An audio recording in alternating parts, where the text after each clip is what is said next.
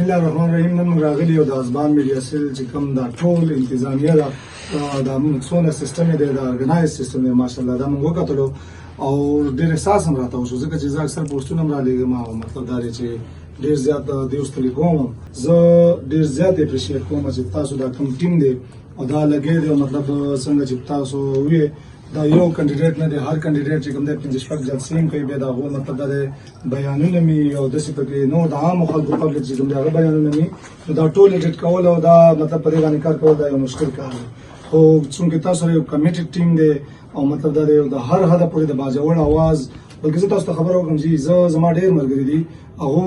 اکثر چې کوم تاسو او دا کوي نو هغه ماته چې یو مختلف زمونږ د باجوړ دغه یادې نو ډېر اتنټیک دغه یو دا یادې چې ازبان میډیا والا په باندې راغلی نو مطلب دا چې د باجوړ نه بارم خلک فالو کوي دا یو ډېر ښه خبره ده چې تاسو دا نوم چې کوم دی دا په ټول پښتونخوا کې یادېږي او په ضلعي لیول باندې مطلب دا چې ډېر کم د نیوز چینلز دی یا مطلب نیوز پیجز او وغیره دي چې هغه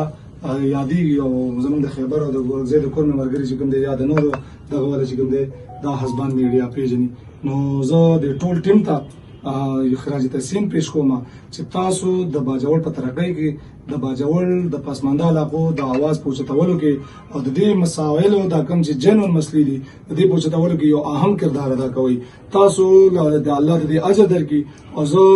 هغه خلک چې هغه بېجا تنقید کوي هغه مختلف دغه پروپاګاندا کې زمونږ میډیا مرګري چې کوم دي کوم جرنالست دي دا مډسکرش کوي دا زموږ ست आवाज دی دا د نور دنیا ته چې کوم دي زمونږ تاسو مسلې رسي لہذا د ټولو